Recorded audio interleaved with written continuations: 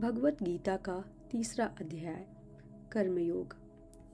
इस अध्याय में श्री कृष्ण यह समझाते हैं कि सभी जीव अपनी स्वाभाविक प्रकृति के गुणों के कारण कार्य करने के लिए बाध्य होते हैं और कोई भी प्राणी एक क्षण के लिए भी अकर्मा नहीं रह सकता।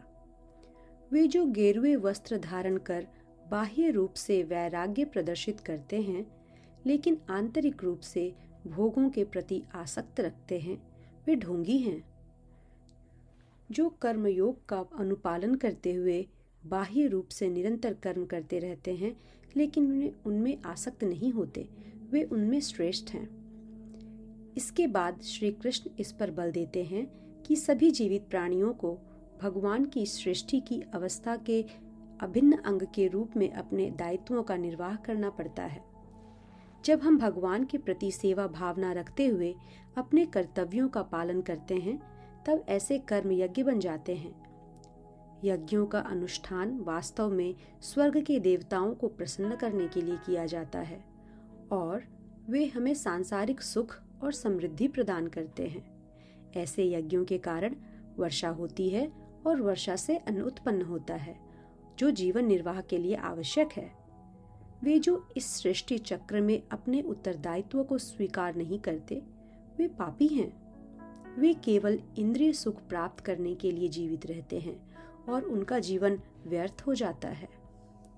फिर आगे श्री कृष्ण कहते हैं कि भगवत प्राप्त महापुरुष जो आत्मज्ञान में स्थिर रहते हैं, वे शारीरिक उत्तरदायित्वों का पालन करने के लिए बाध्य नहीं होते, क्योंकि वे आत्मा के स्तर पर अपने उच्च दायित्वों का निर्वहन कर रहे होते हैं। हालांकि वे अपने सामाजिक दायित्वों का त्याग कर देते हैं, जो सामान्य मनुष्यों के मन में असमंजस की भावना उत्पन्न होती है, जो उनके पदचिह्नों पर चलना चाहते हैं। इसलिए ज्ञानी पुरुषों को संसार के लाभार्थ उच्च आदर्श प्रस्तुत करने के लिए बिना किसी प्रयोजन और व्यक्तिगत लाभ के लिए भी निरंतर कर्म करना पड़ता है।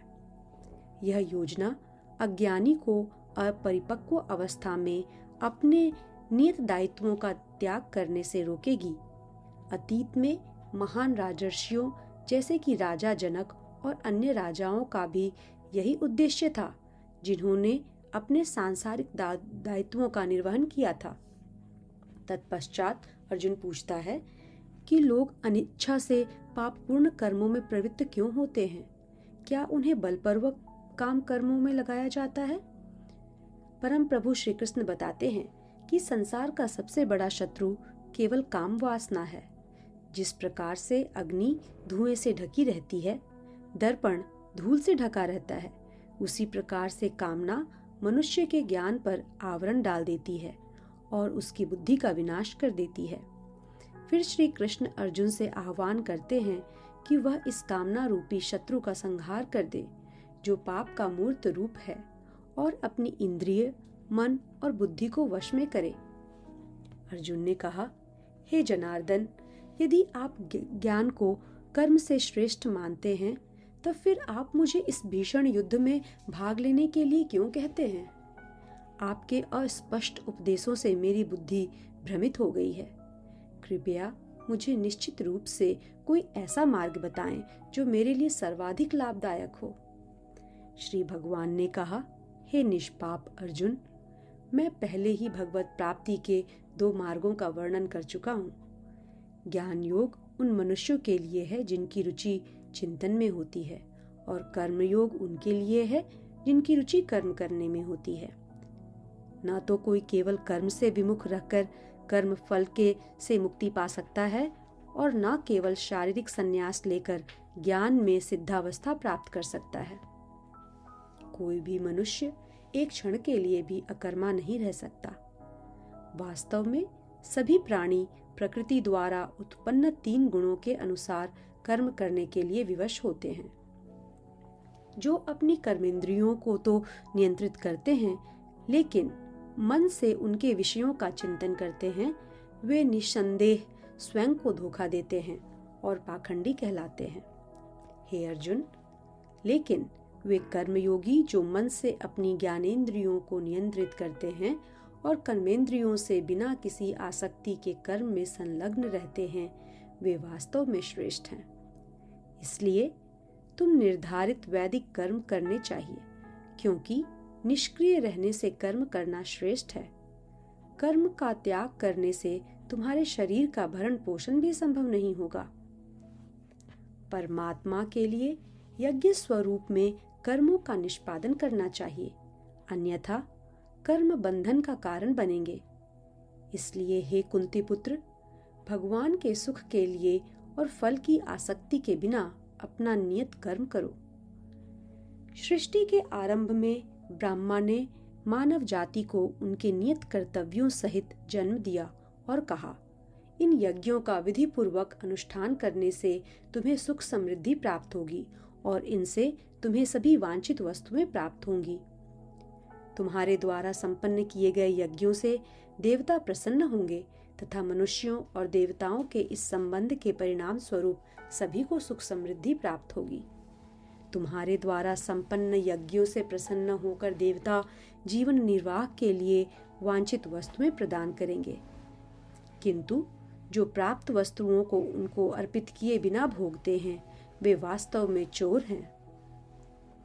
आध्यात्मिक मनोवृत्ति वाले जो लोग यज्ञ में अर्पित करने के पश्चात भोजन ग्रहण करते हैं, वे सभी प्रकार के पापों से मुक्त हो जाते हैं, किंतु जो अपनी इंद्रिय तृप्ति के लिए भोजन बनाते हैं, वे वास्तव में पाप अर्जित करते हैं। सभी लोग अन्न पर निर्भर हैं और अन्न वर्षा से उत्पन्न होता है।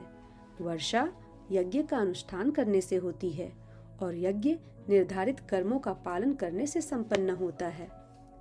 वेदों में सभी जीवों के लिए कर्म निश्चित किए गए हैं और वेद पर ब्रह्म भगवान से प्रकट हुए हैं। परिणाम स्वरूप सर्वव्यापक भगवान सभी यज्ञ कर्मों में नित्य व्याप्त रहते हैं। हे पार्थ, जो मनुष्य वेदों द्वारा स्थापित यज्ञ कर्म के इस चक्र का पालन नहीं करते, वे पाप अर्जित करते हैं। वे केवल अपनी इंद्रियों की तृप्ति के लिए जीवित रहते हैं। वास्तव में उनका जीवन व्यर्थ ही है। लेकिन जो मनुष्य आत्मानंद में स्थित रहते हैं तथा जो प्रबुद्ध और अपने में ही तुष्ट होते हैं, उनके लिए कोई नियत कर्तव्य नहीं होता। ऐसी मुक्त आत्माओं को अपने कर्तव्य का पालन करने या उनसे विमुख होने से कुछ पाना या खोना नहीं होता और न ही उन्हें अपनी निजी आवश्यकताओं की पूर्ति के लिए अन्य जीवों पर निर्भर रहने की आवश्यकता होती है। अतः आसक्ति का त्याग कर अपने कार्य को फल की आसक्ति के बिना करने से ही किसी को परमात्मा की प्राप्ति होती है। राजा जनक और अन्य महापुरुषों ने अपने नियत कर्मों का पालन करते हुए सिद्धि प्राप्त की थी। इसलिए तुम्हें भी अपने कर्तव्यों का निर्वहन करते हुए समाज के कल्याण के लिए अनुकरणीय उदाहरण प्रस्तुत करना चाहिए। महापुरुष जो भी कर्म करते हैं, सामान्य जन उनका पालन करते हैं। वे जो भी आदर्श स्थापित करते हैं, सारा संसार उसका अनुसरण करता है। हे पार्थ, तीनों लोकों में मेरे लिए कोई कर्म निश्चित नहीं है। न ही मुझे किसी पदार्थ का अभाव है और न ही मुझ में कुछ पाने की अपेक्षा है, फिर भी मैं कर्म करता हूँ। यदि मैं सावधानी पूर्वक नियत कर्म नहीं करता, तो हे पार्थ, सभी लोगों ने निश्चित रूप से सभी प्रकार से मेरे मार्ग का अनुसरण किया होता। यदि मैं अपने निर्धारित कर्म को नहीं करता, तब ये सभी लोग नष्ट हो जाते और मैं संसार में उत्पन्न होने वाली अराजकता के लिए उत्तरदायी होता और इस प्रकार से मानव जाति की शांति का विनाश करने वाला कहलाता। हे भरतवंशी, जैसे अज्ञानी लोग फल की आसक्ति से कर्म करते हैं, उसी प्रकार बुद्धिमान मनुष्यों को लोगों को उचित मार्ग के लिए चलने के लिए प्रेरित करना हेतु अनासक्त रहकर कर्म करना चाहिए। ज्ञानवान मनुष्यों को चाहिए कि वे अज्ञानी लोगों को जिनकी आसक्ति सकाम कर्म में रहती है, उन्हें कर्म करने से रोककर उनकी बुद्धि में संशय उत्पन्न ना करें, अपितु स्वयं ज्ञान युक्त होकर अपने कार्य करते हुए उन अज्ञानी लोगों को भी अपने नियत कर्म करने के लिए प्रेरित करना चाहिए। जीवात्मा देह के मिथ्या ज्ञान के कारण स्वयं को अपने सभी कर्मों का कर्ता समझती है।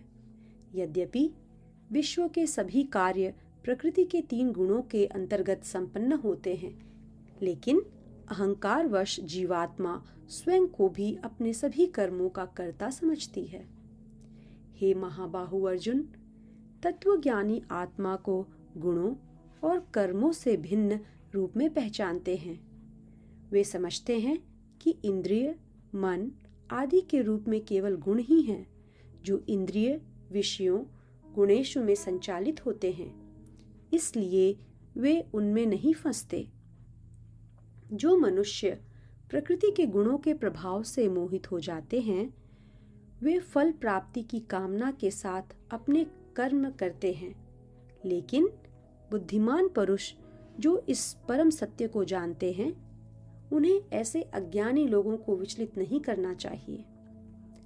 अपने समस्त कर्मों को मुझको अर्पित करके और परमात्मा के रूप में निरंतर मेरा ध्यान करते हुए कामना और स्वार्थ से रहित होकर अपने संतापों को त्याग कर युद्ध करो।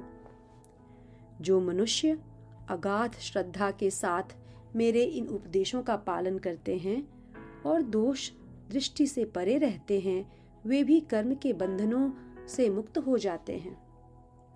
किंतु जो मेरे उपदेशों में दोष ढूंढते हैं, वे ज्ञान से वंचित और विवेकहीन होते हैं। इन सिद्धांतों की उपेक्षा करने से वे अपने विनाश का कारण बनते हैं।